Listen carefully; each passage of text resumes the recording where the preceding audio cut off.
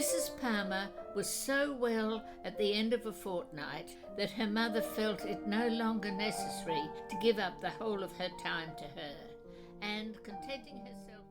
I'm Ellen. And I'm Harriet, and this is Reading Jane Austen. This week we're looking at chapters 37 to 41 of Sense and Sensibility. Do you have a 100-word summary? Yes, I do. Mrs. Jennings passes on the gossip that Anne has told Fanny about Lucy and Edward. Fanny throws Anne and Lucy out, and when Mrs. Ferrers can't convince Edward to break the engagement, she dismisses him and settles her Norfolk property on Robert. Colonel Brandon has a living to offer Edward and asks Elinor to tell him about it. Elinor and Marianne will be leaving London shortly to spend some time with the Palmers before returning home. Before they leave, Elinor pays a courtesy call on John and Fanny. Marianne and Mrs. Jennings don't go with her. So, that was mine. All right, well, this is mine, which has got some different emphases anyway. Elinor hears from Mrs. Jennings that Fanny Dashwood has been told of Edward's engagement to Lucy, and Elinor warns Marianne, who is overcome with shame. Their brother arrives with the news that Mrs. Ferrers has disinherited Edward and settled an estate on Robert. Elinor receives conflicting accounts from the Miss Steeles of the meeting between Edward and Lucy. The Dashwood sisters make arrangements for returning home, first travelling with the Palmers to Cleveland.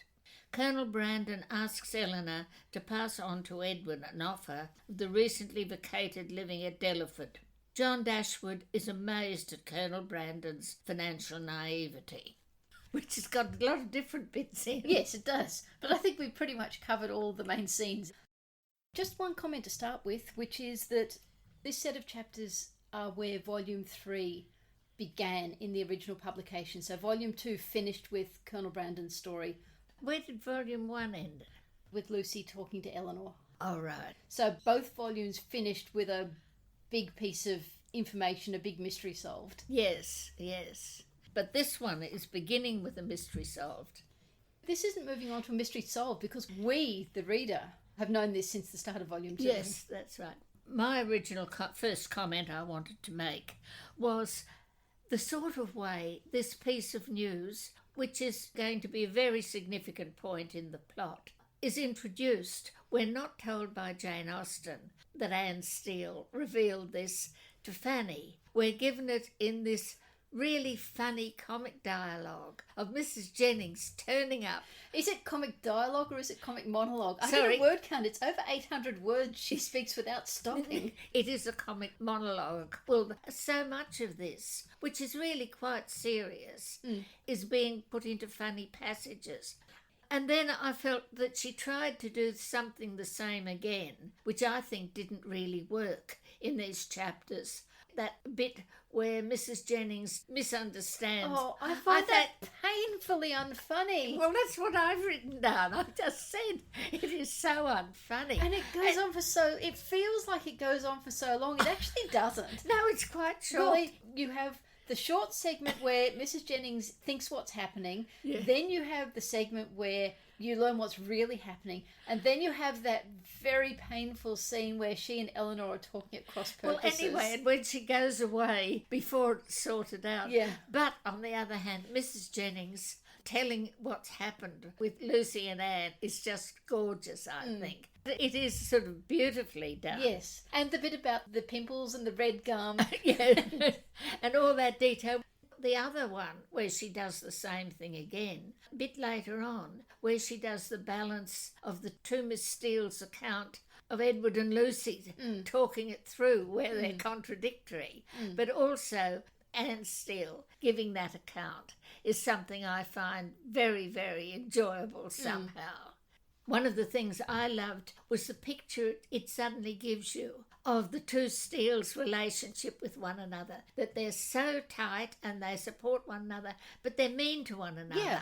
They listen to one another, how Lucy used to listen when Anne Steele had someone she had secrets with. It's one of those ones that gives you so much more extra information than just a comic dialogue, that you're taken deep into the relationship of the two Steeles. And also it's kind of lovely that the last line in that exchange between Elinor and Anne is Anne saying, I see you wearing your spotted muslin. Well, again, that business of Anne Steele's obsession with the Dashwoods' clothes. There's an earlier piece where she knows more than Marianne how many dresses Marianne's got. The other thing I felt in these chapters compared to the ones we read last time, the ones we read last time were this just series of wonderful, mostly comic scenes. Not much actual plot happening. In this set of chapters, we have big plot stuff happening. There's still quite a lot of scenes, fewer of them comic, and so somehow it wasn't as enjoyable to read through. And like I said, I hated Mrs. Jennings and Elinor talking at cross purposes. Yes. But I still found whenever John Dashwood came in, his scenes were still just so funny because he is so completely cluelessly out of touch with what Elinor thinks. The other thing I thought was really significant was the clarification between Elinor and Marianne, and there again you've got a complete change of tone because there you've suddenly moved back into the cautionary tale. We're away from the comic characters, we're away from the romantic plots, and we're back there where who's doing the right thing. And this is where I get cross with Elinor because she's being so sort of finger wagging at Marianne. Says to her, how have you been supported? And she says, by feeling that I was doing my duty. My promise to Lucy obliged me to be secret. I owed it to her, which, I've never really believed that was the whole reason. I owed it to her, therefore, to avoid giving any hint of the truth, and I owed it to my family and friends not to create in them a solicitude about me, which it could not be in my power to satisfy. And these are the bits about Elinor that, as I've been doing this really close reading, have sort of stopped me admiring Elinor as much as I used to. I think those are just poorly written on Jane Austen's part. Again, the immaturity of it. She's maybe putting too much into Elinor's words, what we should be interpreting ourselves. The way sometimes when they do film adaptations, they make characters say things because they think the audience won't work it out otherwise. Yes. And I think that's an example of Jane Austen doing it. Well, for me, it's part of, what I see as the sort of enormously fussy structure of the book where you've got the Elinor plot and the Marianne plots intertwining. Yeah. And then bang on top of them, you've got this cautionary tale which says this one did the wrong thing. And she has been punished by the universe for it. And I think it's not just something that belongs in this part of the book. It's just part of the over-fussy, elaborate structure of the book.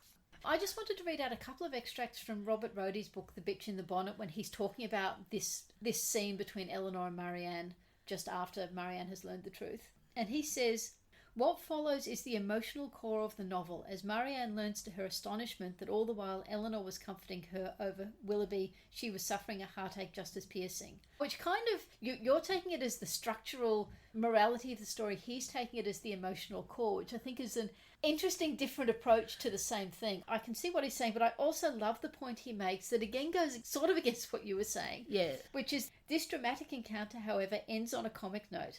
Austen is above all a social satirist. Marianne feels such a burden of guilt for having exulted in her grief while Elinor was forced to hide hers that Elinor has to comfort her again. And then later on, and I'd also highlighted this myself, after the scene with John, Marianne has just managed to control herself. Yeah. It says that Marianne felt all the force of that comparison as in the comparison with Elinor, but not as her sister had hoped to urge her to exertion now. She felt it with all the pain of continual self-reproach, regretted most bitterly that she had never exerted herself before, but it brought only the torture of penitence without hope of amendment. I think, as we've said before, this is Marianne coming off the page very much as a living, breathing person, but it's also, as he said, it's kind of funny that even when she's going through this emotional revelation, she's still not exactly making life any easier for Elinor.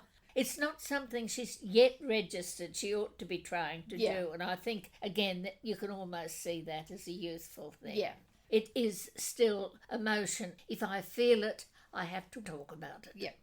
There are two other big non-comic scenes in these chapters that I'd like to talk about a bit. The first one is Colonel Brandon asking Elinor to tell Edward that he's got a living to offer. How believable is this?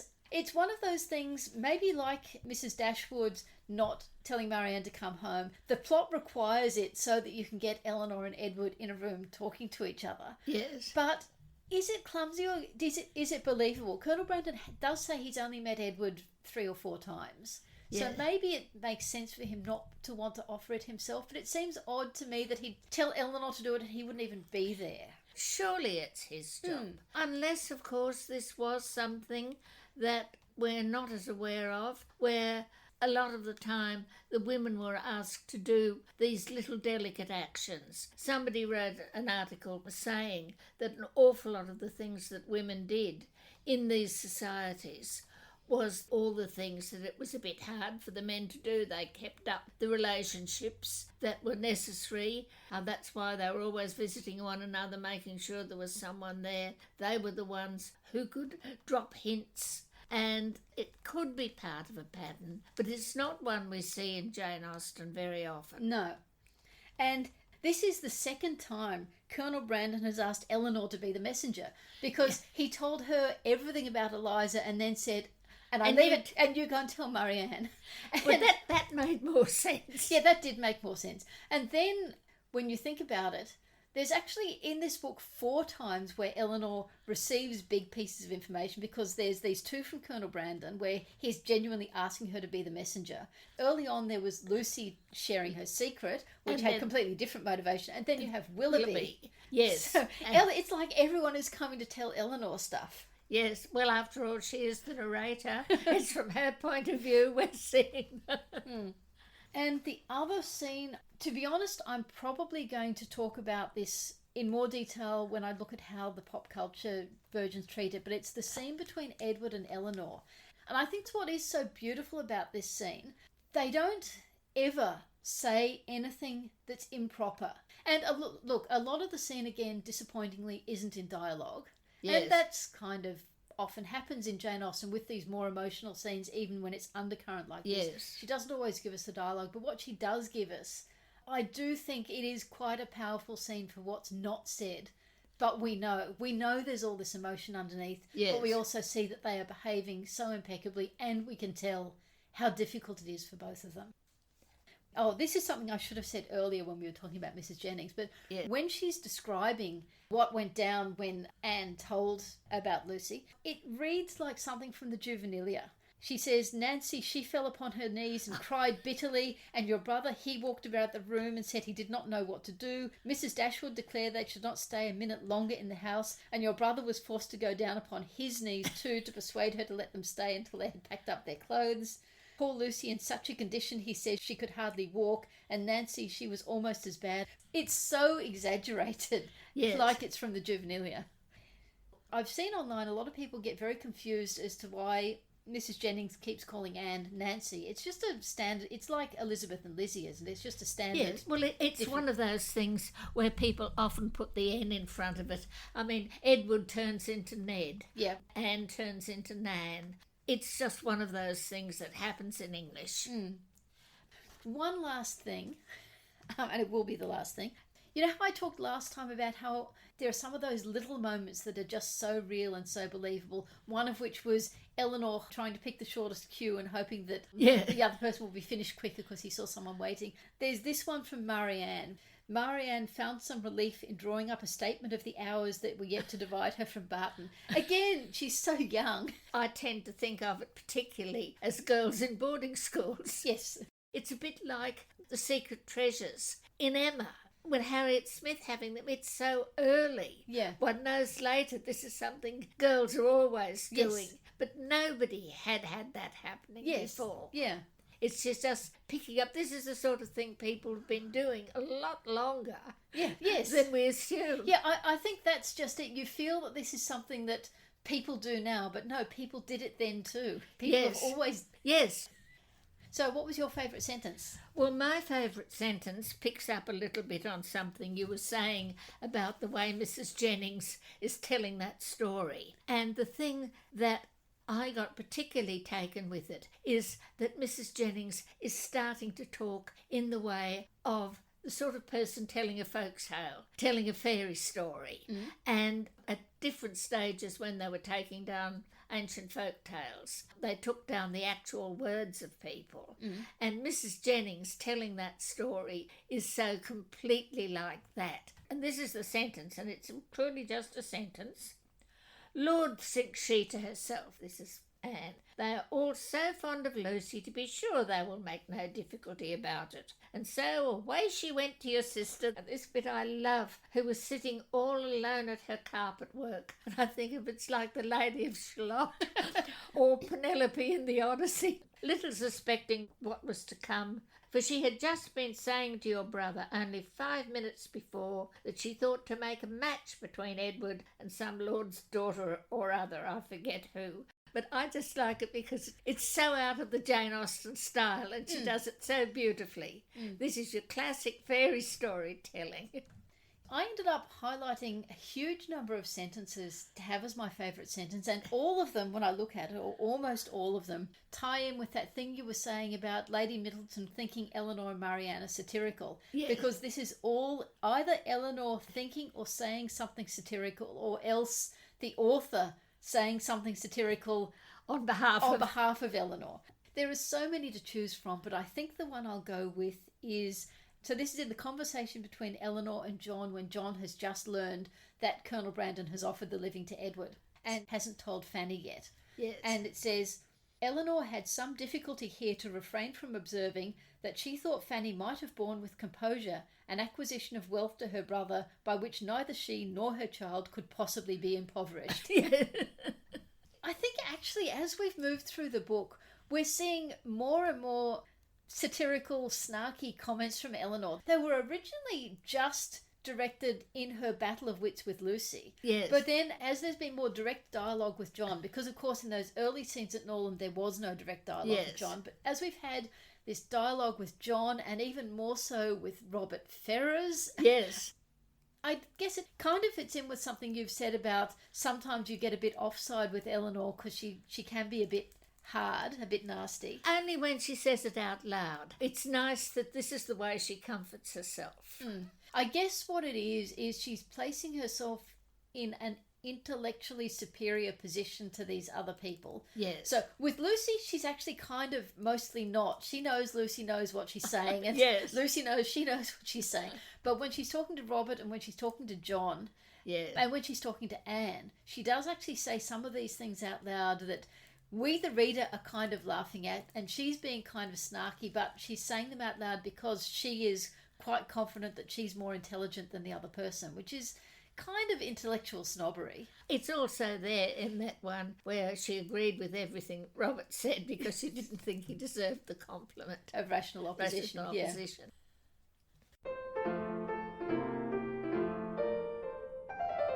So we're going to be talking about Edward today. I might actually quote here from back in 1952. Marvin Mudrick wrote a book called Jane Austen, Ironies, Defence and Discovery, which is old, but I think does sum up what was thought at that time. What was thought at the time, probably what is still thought today about Edward, when he says, whatever Edward says or does makes him seem very damp company. And as I said before, I think that's a little unfair because when Edward has those scenes at Barton Cottage, you can see him engaging in conversation, saying quietly humorous things. And you know, I think that's one of the things that we've come to this conclusion, that if you start to feel that about Edward, then if you read the book in detail, as we've been doing, you come up with another picture of Edward. Yeah. Because is Edward, in fact, the most absent of all Jane Austen's heroes? Because there are 50 chapters in this book. Edward is present in 11 of those chapters and a paragraph at the beginning of one chapter. And of those 11 chapters, in 3 of them he has no dialogue at all. Yes. And then even in some of his major scenes, like the one with Elinor and Lucy and the one where Elinor tells him about the living, he only has a handful of lines. Those scenes are delivered a small part through dialogue and a larger part through description. So really the only times we properly hear him engaging is in the 2 or 3 chapters when he's visiting at Barton Cottage, and then in chapter 49 where he has these massive monologue info dumps about everything in his past, Yes. which again is not perhaps the most riveting thing in the world to read. So I think that's why he comes across as, well, like Mudrick said, as damp company, because he's either not there at all. Yes. Even Darcy, who's off stage a lot, he's on stage an awful lot more than Edward is. Oh, well, I mean, the other thing with Darcy is we hear what he's thinking. Yeah. Unlike Edward. If Marianne comes alive more than anyone else in this book, Edward comes alive less than any other Jane Austen hero because he's not there, and when he is there, he mostly doesn't talk. The only time he really comes alive is those chapters in Barton, and in those chapters, if you look at them closely, you can see he's got a sense of humour, you can see he's interesting to talk to, but those 3 chapters are so overwhelmed by his absence from everywhere else and the fact that he's very awkward, he's very shy, and so he does potentially come across as very boring because it's so easy to forget those 3 chapters. Of course, with those 3 chapters, you were talking about how self-centred he seems to be. Well, not really self-centred, just wanting people to notice him. He only ever gets much of a chance to talk about himself, doesn't he? I know, but he talks nicely about Marianne. I suppose one of the things that has struck me right at the beginning with Edward, though, is that his secret engagement and turning up and obviously, if not courting Elinor, at least building up that relationship. And yet he's never criticised for it. Later on, Elinor keeps saying, I don't blame him, I don't blame anything he did. And then if you move on to Emma, and you've got what Emma says about Frank Churchill and how outrageous it was. Well, yes, actually, you're right, because Edward does actually blame himself at the end, and Elinor says, there, it doesn't matter. His argument is that this is my problem, but I'm not hurting anyone else. Frank Churchill, he also says, I was sure there was no danger of you falling in love with me. And everyone, you're right, is very critical of Frank Churchill because they are so afraid that he could have made Emma fall in love with him. And nobody criticises Edward for this except himself just a tiny bit at the end. Yes. I think, though, Frank Churchill is consciously flirting with Emma to hide his relationship with Jane Fairfax. And that, I think, is more reprehensible than what Edward does, which is Edward thinks he is in the friend zone with Elinor. Yes. And, in fact, he's not, and he hasn't recognised that the way he is behaving with Elinor is not appropriate. And that is something he should be censured for, and Elinor doesn't, and the author doesn't, and nobody else does. And yet he obviously knows, by the time at least he turns up at Barton, that Elinor has fallen in love with him. I suppose my reading of Edward's behaviour, and it's not clear from the book, so this is just my interpretation and maybe being too charitable, is when he came to visit them at Barton, he did not realise how much Elinor cared for him. Because he's described as modest and blah, blah, blah, at that stage he just thought she was the person he liked being with the most, and he didn't realise how much she cared about him. Because after all, when they're in London, he goes out of his way not to see them. He's never there. Yes. They're having all this connection with the family, and he's always not there. Well, possibly because Lucy might be around. Yeah, but when they first get to London, Lucy isn't there yet. So when did he get this realisation? Was it Mrs. Jennings and Sir John? The way they teased Elinor when he was in Barton, was that what made him realise? Well, after all, you've got the bit that he has to leave after a week. No, he doesn't have anything else to do, but he still has to leave. So maybe that's... It may have been that he thought he could stay there a lot longer and then came to the conclusion. But that almost makes sense on a timeline. Yeah. That he has realised that there are expectations. It's one of those things, like with Willoughby and Marianne, we don't know if Jane Austen has actually worked it out in her head or not, because there's not enough clues. So you can make a story like I just have, that's his timeline, and that's why he never sees them in London, because he realises both for his own peace of mind and for Elinor's peace of mind he shouldn't. Or out of his loyalty to Lucy, because he is still feeling very loyal to Lucy. It's not peace of mind, it's the honourable thing to do. Yeah. Or you could say when he came to visit them at Barton, he knew how Elinor felt about him, but he came anyway, Which is extremely reprehensible. Yes, and I've now talked myself into believing that he knew he was attracted to her, but didn't think it was reciprocated. And then the way that Margaret and Mrs. Jennings and Sir John went on at him. And so, having intended to stay a bit longer, he goes after a week. Yeah. And she could have had him say that there if she'd bothered. Yes. And she didn't. Yeah. And even with that backstory, I agree with you. He probably should have been censured a little bit more by Elinor or the author or someone. Yes. Because it is inconsistent with the presentation of Frank Churchill. But I do think the parallels are not quite exact, and I do think the knowingness of Frank Churchill's flirting with Emma deliberately to hide Jane Fairfax is worse. Yes. The other thing I wanted to talk about was, why did he want to be a clergyman? What was it about being a clergyman? And I was just thinking, look, he could have been very religious.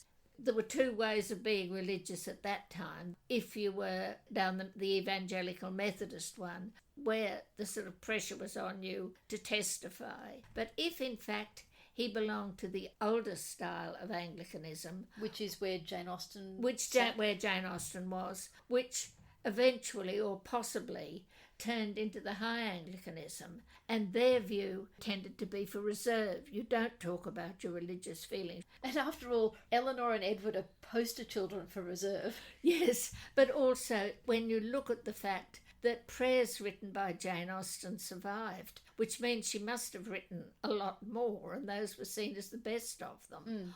Which does suggest that even though she has so many comic or unsympathetic clergymen in her books and no clergyman who she really presents as being deeply religious, but actually it would be possible that she's assuming Edward really is drawn to it. He's serious. And I started just comparing him a little bit with someone almost the same age, which was John Keble, who became one of the leading lights of the Tractarian High Church movement. And just reading in the only biography I've got of him about the stage when he was being ordained. And he wrote, how terribly significant the ordination was going to be to him.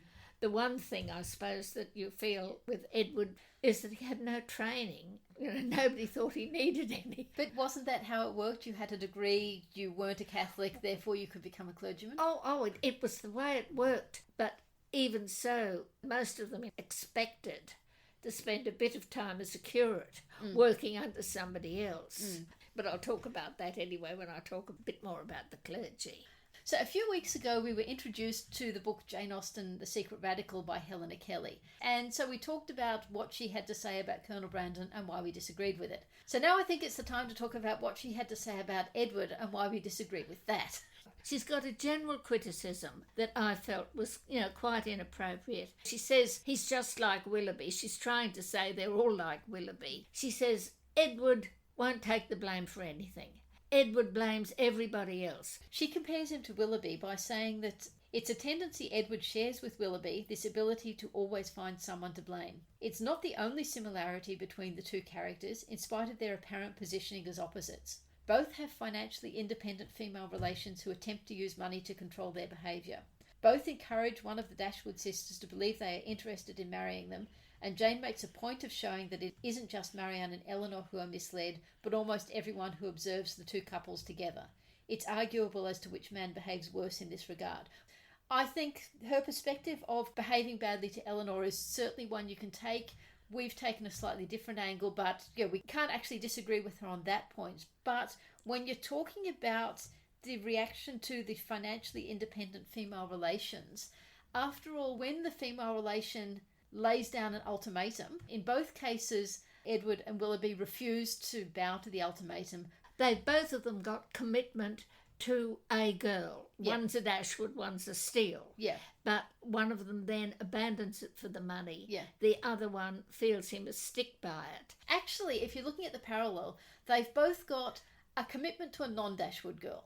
Yes. Then they've got a subsequent commitment to a Dashwood girl. Then, when the female relative lays down an ultimatum, Edward sticks by his first commitment acknowledging that the second commitment was one he shouldn't have made. Yeah. Willoughby abandons both commitments and goes after the money. Yes. And I think that is the biggest difference between them. We agree to a greater or lesser extent Edward was wrong in his behaviour to Elinor, but that's because he's not going to abandon his commitment to Lucy. Willoughby was not necessarily wrong in his early behaviour to Marianne, only because he had already abandoned his commitment to the girl before. Yes, but then the other thing you can say with Edward is also he uses this as another opportunity to stand up to his mother again. She has been stopping him doing what he wants to do, which is to be a clergyman. And now this is the opportunity. He can say, right, I'm saying no to you, and I will do what I've always wanted to do. And so those are basically different interpretations of Edward's background. And as we've said before, these are made-up characters. They're not real. So we can make up our backstory for them in whatever way we want that has ideally some support from the text, but at least isn't negated by the text. And the common pop term for this is headcanon. I've made it up in my head, and to me, it's canon. So my headcanon with Edward is I've made up a story where he is culpable but not as culpable. Helena Kelly sees him as extraordinarily culpable. When we were talking about Helena Kelly before, I included in the show notes, but we didn't talk about it because we didn't discover it till later, a critique on a website by Lona Manning. And she criticised this habit Kelly has of picking up on a small thing and magnifying its importance. And there's an example of her doing this in her discussion of Edward. We did talk about it and why we disagree with Kelly, but it all got a bit lengthy and complicated. So I ended up editing it out, but I'll put some points together for the show notes. So I guess I would sum up my position on Edward as saying he is so absent in the book, I think that we have an incomplete presentation of him by Jane Austen in a way that we don't have with any of the heroes in other books. Yes. I think he absolutely deserves some level of censure for allowing Elinor to fall in love with him. The degree of censure, I think, is dependent on the individual reading of the book because he is so little presented that we have to resort to speculation. But we also have to take into account that neither Elinor or Jane Austen blame him for it. Yes. I think there is justification for taking issue with Elinor and Jane Austen for not blaming him. So at the end of the day, I quite like him. Oh, I quite like him, yes.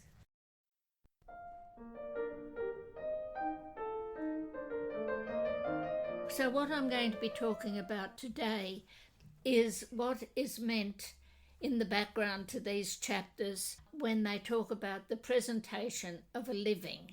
Which you talked about at one point when we were doing Pride and Prejudice. Yes. But this is going to be a slightly different angle. Well, this is going to come at it from a slightly different angle. And I still have to apologise that I haven't got particularly good knowledge on this because it's such a complicated subject. But this is what I've put together from what I think is true at the period when Jane Austen was living. Practically all clergymen in Church of England parishes at that period, if they were made a rector or a vicar, had a set income. And if they were appointed as a rector, which is what is appropriate for this particular chapter, because Colonel Brandon says he is offering him the rectory. So a clergyman who was a rector had an income which he could get probably from land, but possibly from investments that belonged to the church. In this case, it's probably land because there's talk of it being able to be improved. Yes, anyone who, like Edward, was appointed as rector to a parish had a set source of income, which if he wanted to let it for a good price or if he wanted to farm it himself, he could make his own living. But to be made a rector, you had to be presented to it, and the presentation of the living, which was the presentation of saying, right, there you are, you're the clergyman, this is your property, live on it, in effect like a landed gentleman, or draw your income from it. Various people could have the presentation of the living. It went back to medieval times. A lot of them had been presented, say, by monasteries, and then at the time of the end of the monasteries, the people who took over monastic land had it, but it was also probably, and I'm not really sure on this, the people who had given the land to the parish. Then he possibly had the right to do this. In Jane Austen's time, this became simply a very nice piece of patronage. If he had a son who wanted to be a clergyman, or a nephew, or somebody whose political support he wanted, he could present the living to a member of that family. And there was a terrible lot of, really inappropriate people being appointed. I mean, the ones they called squarsons, where they basically lived like a country gentleman. Others who never went near the place, they'd take away their £800 a year and pay a curate £50 to take the services. So there were all sorts of ways, but there were also obviously various fairly deeply committed religious men who wanted to be clergy. And then you also have this situation where if you didn't have someone you wanted, you've got this perfectly good income, so you sell it for a certain amount. In Mansfield Park, Mansfield was actually bought by Dr. Grant. So it had been sold to Dr. Grant, but then when he died, he couldn't leave it to someone else. The presentation reverted to Sir Thomas, who could then give it to Edmund. Which he did. Yes. Though there was something interesting in the footnotes of my Cambridge edition that I hadn't been aware of before. What's that? Which is that where John makes the passing comment about it being too late to sell it. It says that as a case of simony, that is to say traffic in sacred things, it was illegal to sell a living after the incumbent's death, but legal to sell as a promise before that event. The value of a living was often advertised in the newspaper with remarks on the age and health of the present incumbent, which is why it's too late for Colonel Brandon to sell it now, because the incumbent has just died. Yes. But he could have sold it before then. But the other thing they could also do was, when the incumbent died, they could ask somebody to hold the living for them and then to resign at the appropriate time. And that's what John Dashwood is saying, that this is what Colonel Brandon must be going to do. Yeah. But anyway, that was how people acquired a living. And Colonel Brandon's just had somebody die at Delaford and is now in the situation to find a new clergyman. And one can maybe assume that he didn't expect this person to die, which is why he's not been thinking about it till now. Or maybe it's one of those things that was on his list of things to do, and he's only had Delaford for 5 years after all. Yes, and then the other thing is, it wasn't just if they died, they could also retire. I mean, that comes up a little bit in Persuasion. Well, that was the first thing I was wanting to talk about. Then the second thing is, what did the clergyman do? Yep. And again, I think that it was up to him. As long as he got himself ordained, whatever happened there, as long as the services were held, and he could pay anyone a tiny amount. He could pay a local private school owner, like Mr. Pratt, say, to do it, or he could hire curates, which Mrs. Jennings is quite convinced that Edward is going to take a curacy, which means he goes to some rector or vicar who doesn't want to do all the work themselves and is passing it off, so he'll pay somebody £50 a year to do the job for him. So other than giving the sermons on a Sunday, beyond that, what sort of pastoral role did they have? What sort of community role did they have? What they had to do was, the services had to be held and people had to be baptised, married and buried. Somebody had to be there to do it. Yep. Supposedly, nobody ever really got at them if they weren't. Oh, and then they had to be there to call the bands. Yep. I mean, that's one of the things that Robert Ferrers is laughing at, the thought of his brother having to call the bands. But then, of course, if you're giving the regular services on a Sunday, you just tack that on at the end of a service. So that's not like an extra thing you're doing. No, but it's one of the things, there has to be somebody there to do it. Yep. But otherwise, of course, the standard thing for the clergyman to do also was the pastoral one, was basically visiting the sick and the dying and giving them spiritual consolation. And if they tended to be evangelical, they would probably talk personally and so on.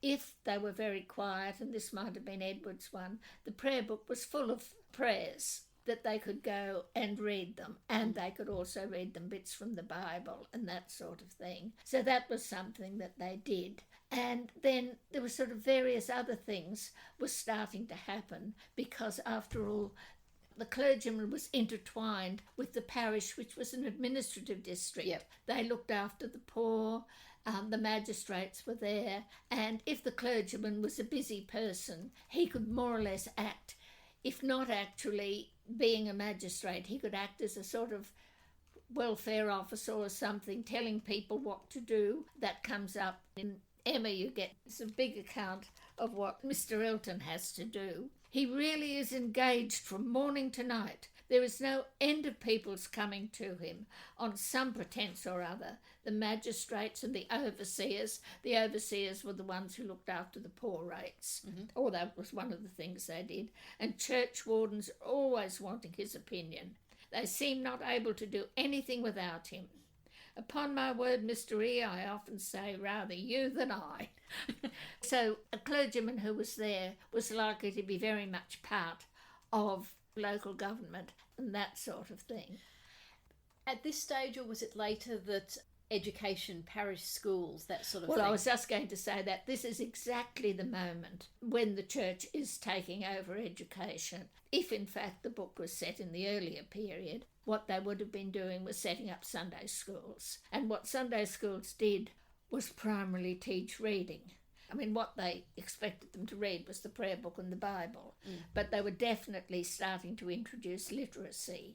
And then at about the time Sense and Sensibility was published, some leading people had been starting to set up schools, both in the Anglican and the nonconformist parishes. Well, that's the kind of thing that an active clergyman and an active landowner would be very involved in. And then, of course, the thing that, again, Mansfield Park is the place for this, but the thing that Henry Crawford thought, which was giving really good sermons. That was where the fashionable preachers came in as well? The fashionable preachers would find themselves a city church, and they'd get lots of money, and they'd have their charities and that sort of thing. Edward has a university degree.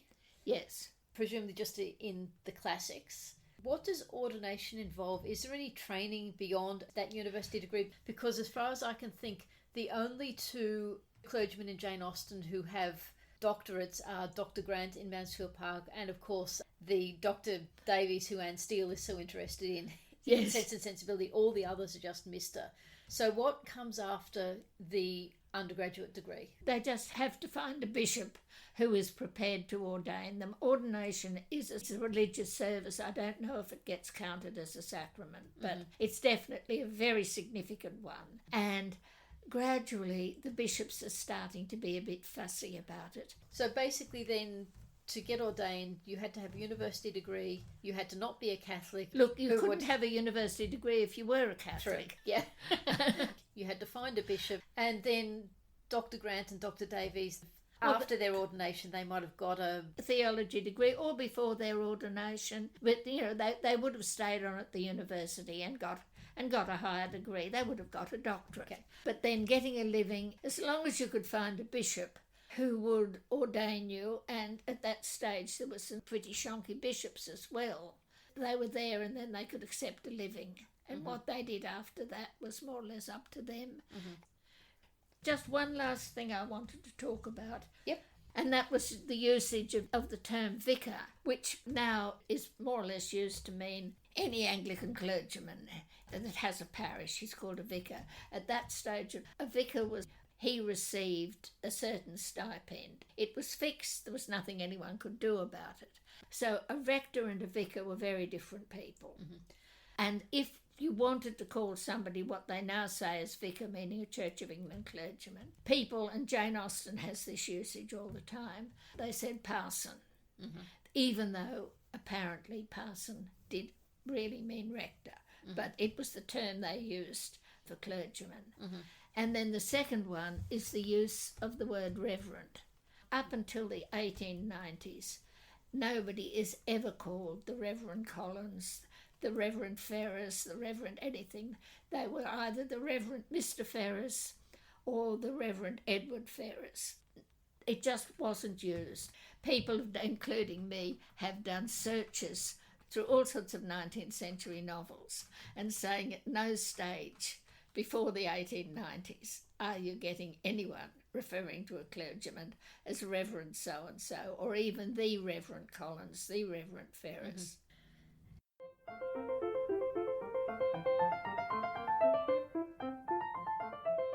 As with our last episode, a lot of the adaptations of these chapters of the book follow a fairly similar pattern. One thing you see in all of them that is different from the book is that, not altogether surprisingly, all of them show the scene with Fanny learning the truth. You don't have it told by Mrs. Jennings. Well, yes. The degree of extreme reaction varies from Well, version I to mean, version. again, this is one of these things. Do we really believe that it happened quite like that? Yes. But now just looking at a couple of differences, the 1971 version with Joanna David and Kieran Madden, one thing that seemed rather odd is that when Elinor is passing on the message from Colonel Brandon, she, I think rather inappropriately, visits Edward in his lodging. And Yes. his lodgings also seem a bit more down market than I think maybe is really right. That was probably the only thing I particularly wanted to comment on with the 1971 version. The 1981 version with Irene Richard and Tracy Childs, there's quite a nice moment in that where, in the scene where John has come to tell Elinor and Marianne about how badly Fanny has been treated and what a loving mother Mrs. Ferrers is, Yeah. they actually do talk back to him, and the episode ends with them walking out on him, sort of arms round each other's waist. They just walk out the door, leaving him totally not understanding their What point on of view, earth is that about? Yes. which I thought was quite nice. The 1995 version with Emma Thompson and Kate Winslet, even though they dramatise the scene between, in this case it's Lucy telling the truth to Fanny, because Anne of course has been completely cut from this version of the story. Right. Even though they dramatise that, they still capture the Mrs. Jennings delivering the news story, because they have this scene of Mrs. Jennings running through the street to tell the gossip to everyone else, which I thought was quite nice.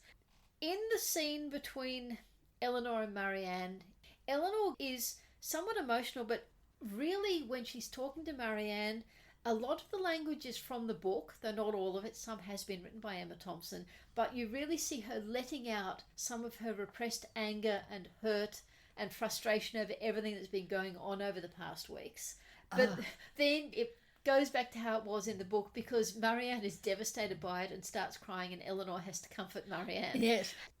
In the scene between Elinor and Edward, I think this is one of the scenes that really made this version work for me at an emotional level, and one of the things I think Ang Lee as a director really brought to it, because in some of the other adaptations, that scene just really builds up the emotion. In this one, most of the scene is delivered, they're sitting in their chairs, they're quite close to each other, they're not touching each other, and there's all this undercurrent of emotion, but it's not played out in the dialogue, it's played out in the acting and the directing.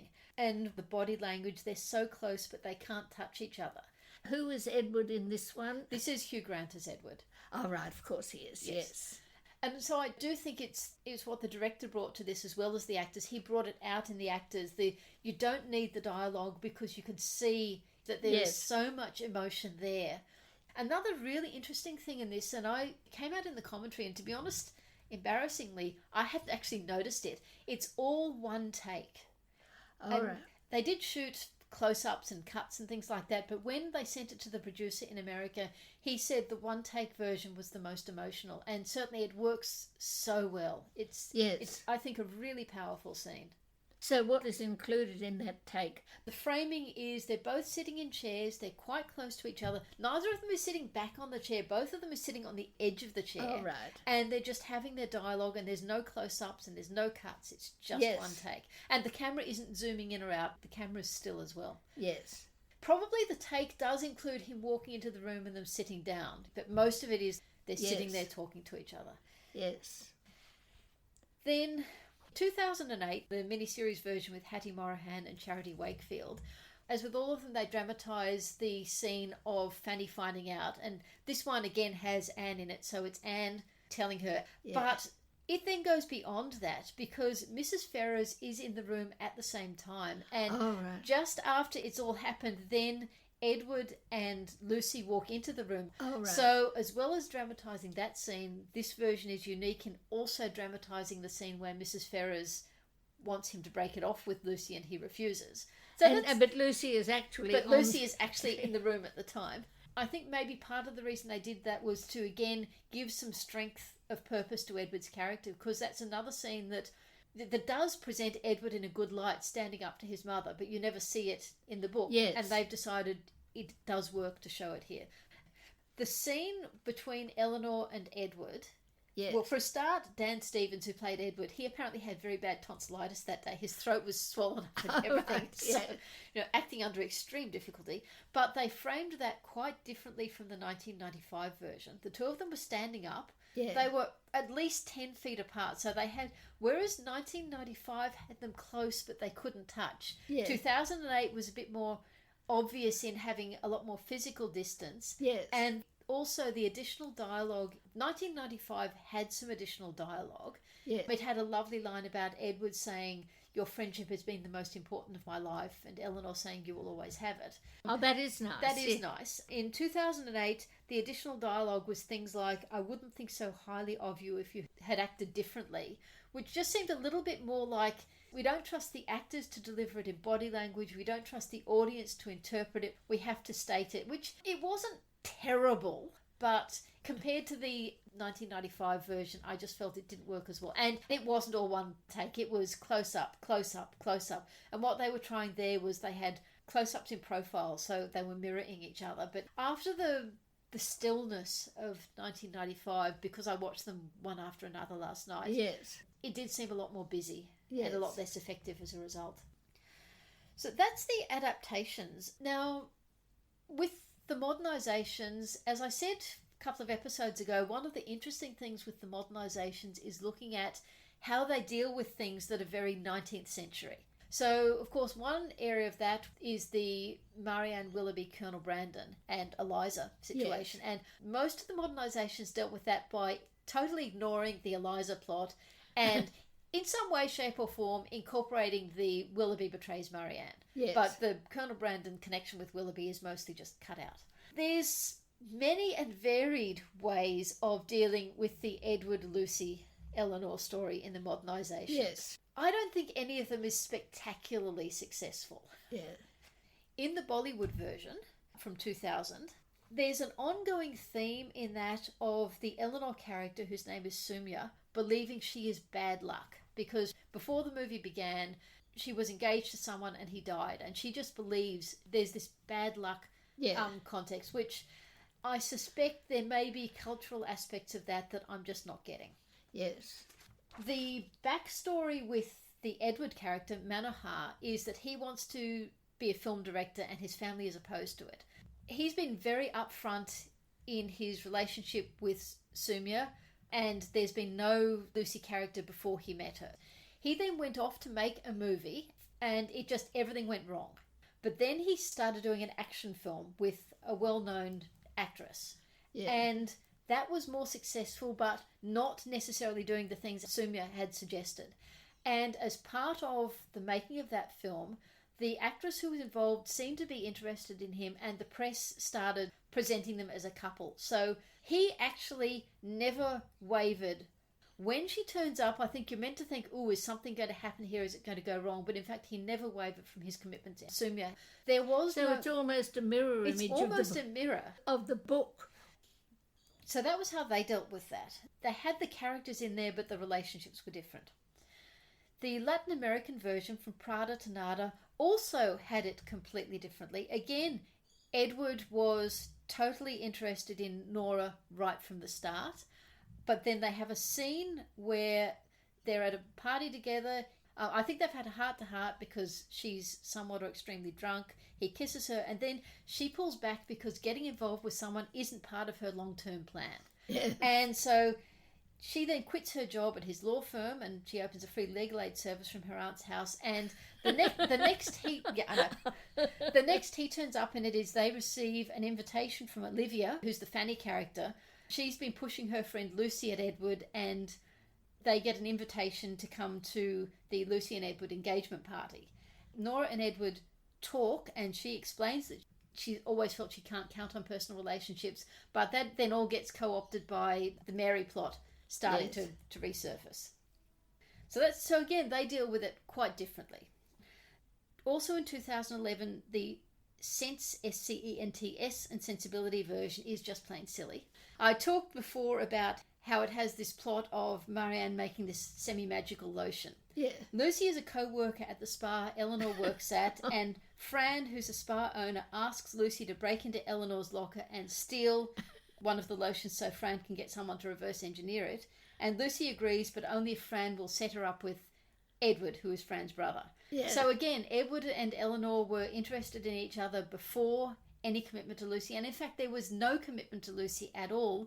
Just Fran and Lucy lied to Elinor and to Edward and tried to separate them.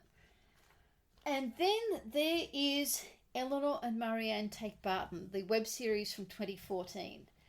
I think I've said before, the backstory with that is that Lucy pursued Edward, and for most of the series they were publicly acknowledged as boyfriend-girlfriend. Yeah. And Elinor was just kind of out of the picture, and Edward, at a point when Edward was clearly becoming more and more uncomfortable with their relationship and possibly wanting to actually break it off but not sure how, Lucy suddenly told him that the leukemia she had as a child had come back. Yeah. And of course he feels honor bound and committed to stay with her because she's going through this terrible thing. Well, I mean, that's quite an interesting parallel to come up. It is quite a good way to get that sense of commitment to someone even though my feelings may be elsewhere. Yes. The problem with it is that it later comes out that Lucy in fact did not have leukemia. Yeah. She was just saying that because she felt Edward was drifting away from her.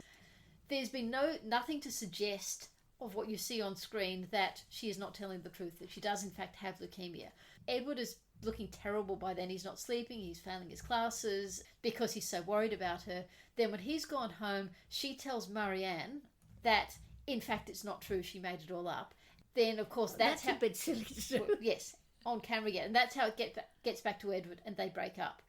Just the way she tells Marianne about it, it's like it doesn't make sense with her personality. But then right at the end, after Edward has broken off with her because of that, there's one last scene with her talking to Elinor where she's, instead of being out there and confident like she's been all the way through, she is looking really broken. And what she basically says to Elinor is, I never really fitted in all that well at school, and I wanted to be different when I came to university, which is why I pursued Edward and was so determined to have a relationship and be friends with people and everyone. And then when it felt it was going wrong, it seemed like the only time I'd fitted in when I was at school was when I had leukemia. So that's why I did it, because I was so desperate to fit in again. And that was completely in opposition to everything you'd seen of her character up to there. And what it made me think of was, in the Lizzie Bennet diaries, the character of Lydia was presented as initially very annoying and like Lydia in the book, but over the episodes you saw that underneath she was quite insecure and quite dependent on her sisters, and that is what led into her getting involved in an emotionally abusive relationship with Wickham. So it was set up to lead to that relationship, and you got it happening all the way through. In this, that reveal at the end came totally out of left field, and I felt that it didn't work in the context of the story because there'd been no indication before then that she was, in fact, an insecure person. And moreover, I did find it very, very distasteful to use that as a plot point. Yes. The last of the modernisations that I've talked about before is the book by Joanna Trollope, the Austen Project one, and in that it sticks much more closely that he is engaged to her and he won't give her up, but it's just not as... Or she won't give him up. Well, it's a bit of both, but I suppose it works because Edward is the kind of person that won't abandon someone, but... Yes. Yeah. And I mentioned last time that I was going to look into seeing if I could find some modernisation versions that were non-white or non-straight. Yeah. It turns out there are many, many, many of these for Pride and Prejudice, and also for a lot of the others. There actually aren't so many for Sense and Sensibility. Oh. And the ones I have heard of, I haven't been able to get hold of yet. I'm still going to try and read them. I might talk about them briefly in later episodes. Yeah.